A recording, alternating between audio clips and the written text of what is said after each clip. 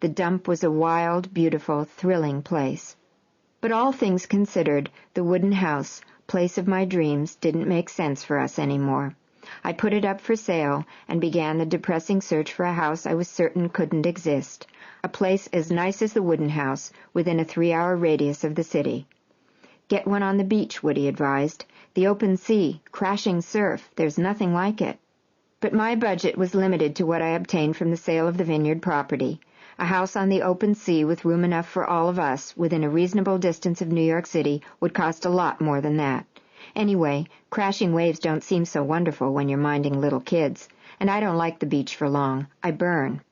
I would miss the foghorn's nightly dirges and the many bewitching nooks and crannies of Martha's Vineyard, Beetlebung Corner and the wild Squibnocket shore, and Menemsha with its tangled heaps of lobster traps and tethered boats nudging in the harbor, this morning's catch of bluefish and the snow on the driftwood, and summer times with Ruth, Gar, Thornton, and the Styrons, dear friends through the decades, and my beloved wooden house on Lake Tashmoo, as close to heaven as anywhere on earth. But there is a New England village with white-clapboard houses, circa 1800. It has 2 churches with steeples, a school, a library, a general store, a bank, and a post office. There are cornfields and cows on hills beyond hills, and horses and silos and tumble-down barns. Nestled on the outskirts of this town is Frog Hollow. Woodland encircles the white farmhouse and the lake it intimately faces. There is a knobby field at the back, hemmed carelessly by a colonial stone wall. A mossy creek holds back the dense woods and winds along the right of the field toward its upper northeast corner, where a plain wooden bridge crosses the stream and leads past a greenish, secret pond into the deep woods.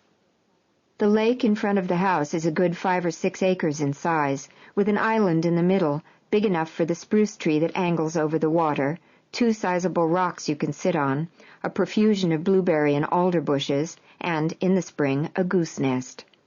On the narrow ring of a beach, early in May, a goose couple launches its progeny. It is also where the blue crane wades and watches the beavers ceaselessly trafficking the lake. There are almost no mosquitoes, which seemed a minor miracle after the vineyard. My school friend Casey has a home nearby, and the Styrons winter here. During the filming of A Midsummer Night's Sex Comedy, we packed up the encyclopedias, the red canoe, my grandfather's crucifix, and the music box Frank gave me, and we moved everything into the new house. That it was a little run-down didn't matter, but the house had no showers, and since Woody wouldn't touch a bath, I had a fine tile shower built just for him, and I hoped he would be comfortable and grow fond of the house and be there as much as possible. There was no doubt in my mind that the gleaming shower would please him. On the evening of his second visit, I watched him take a white rubber shower mat for germs out of his bag and carry it into the bathroom. But seconds later he emerged with the mat still rolled under his arm. "What happened?" I asked. "What's wrong?" "The drain is in the middle," he said, shaking his head dismissively, as if I should have known. No further explanation ever came. This was an instance when a shower was more than just a shower. It was the reason, he said, that he could not stay at Frog Hollow for longer than a brief overnight visit, so I was determined to get things right. According to his specifications, in another part of the house, I had a whole new bathroom built with a shower that had a drain in the corner. It was called Woody's Bathroom. We were still shooting A Midsummer Night's Sex Comedy and settling into Frog Hollow when out of nowhere he began to look for a house. He showed me brochures of fabulous beach houses, but he didn't ask what I thought about them, and when he went to see them he took Jean, not me. It was as disturbing and mysterious as the drain.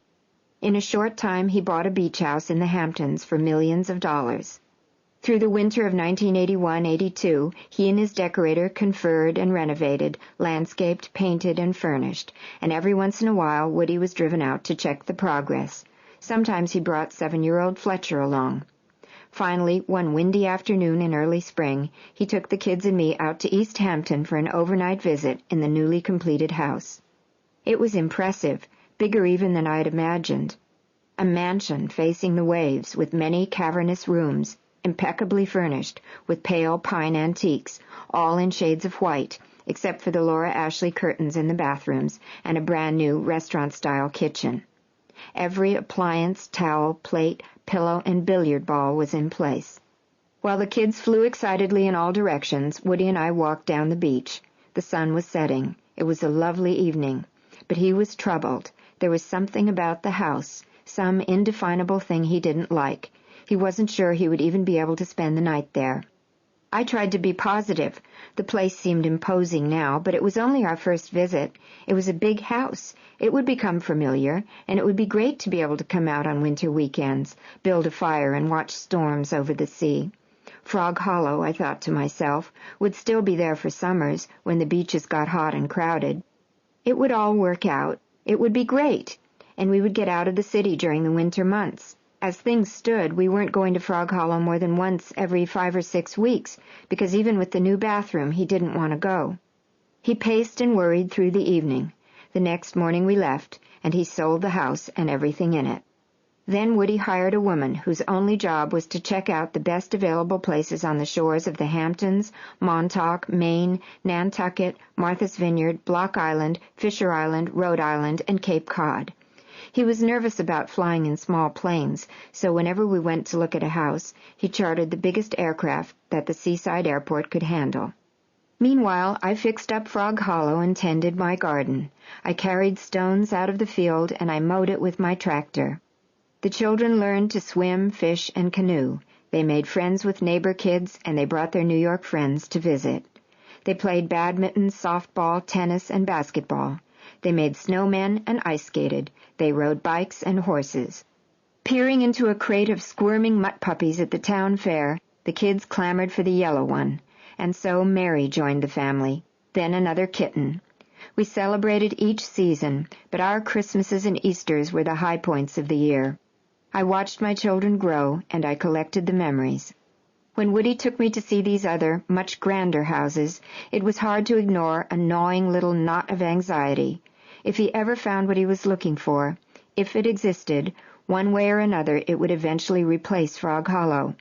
We would move in and put our stuff in the drawers and closets and on the shelves, but not, he was clear about this, on the walls, and the children would make the new house their own and grow to love it, and probably I would too. But I would always be reminding myself that if something happened, if anything went wrong, we would have to take our things out of the drawers and closets and off the shelves, and we would leave, because it wouldn't really be our house. It wasn't simple for Woody either. Even with the best and biggest airplanes, it seemed that in the end, no house was worth the flight. His search ended with less than a whimper on a Sunday morning. We were at the airport going to see another coastal property that sounded perfect.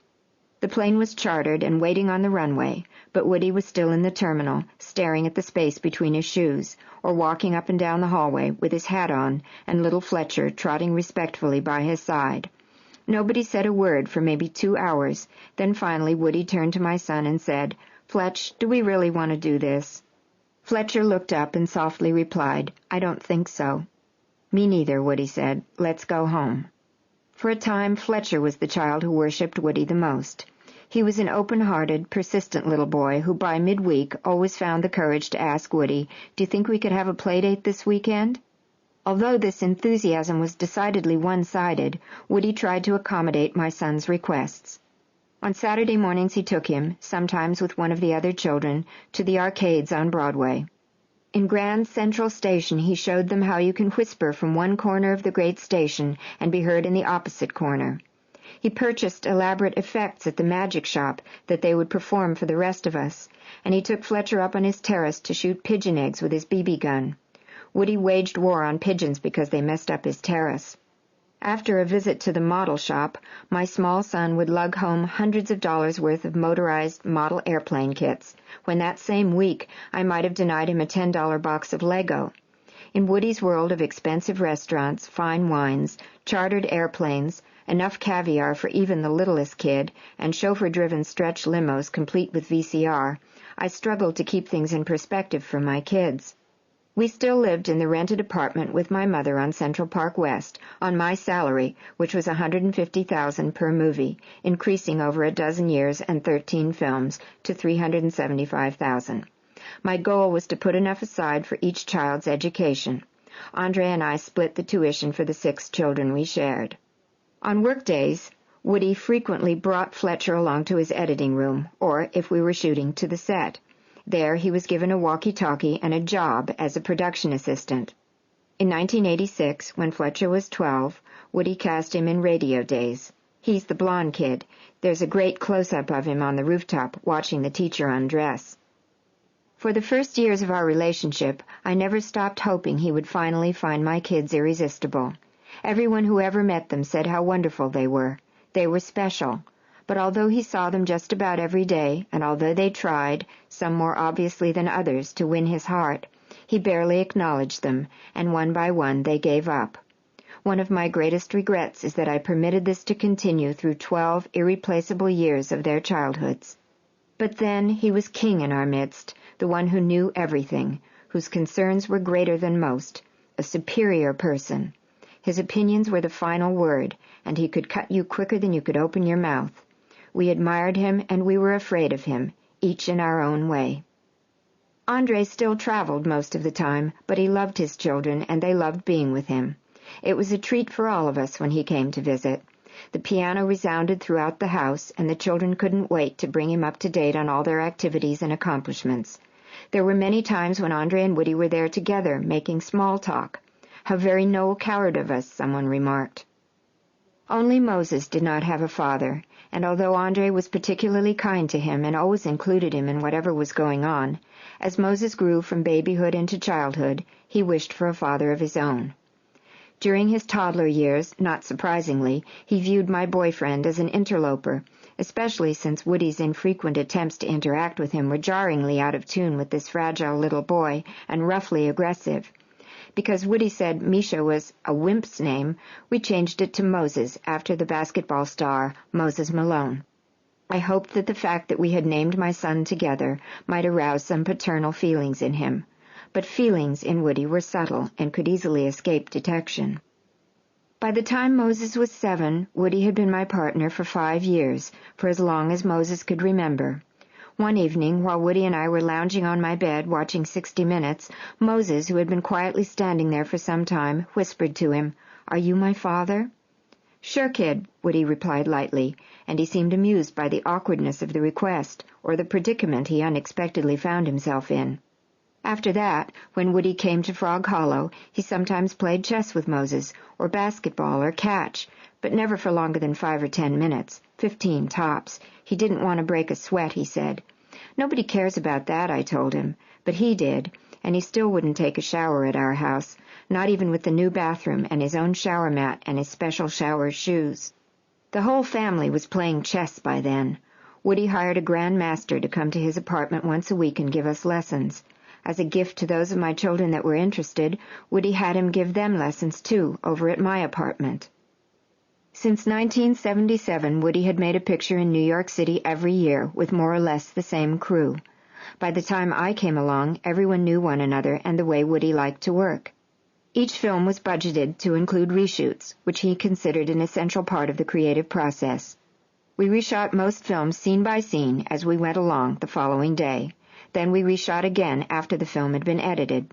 Fully half of Purple Rose was rewritten and reshot after editing. So was a substantial portion of Hannah and Her Sisters, and about a third of Crimes and Misdemeanors.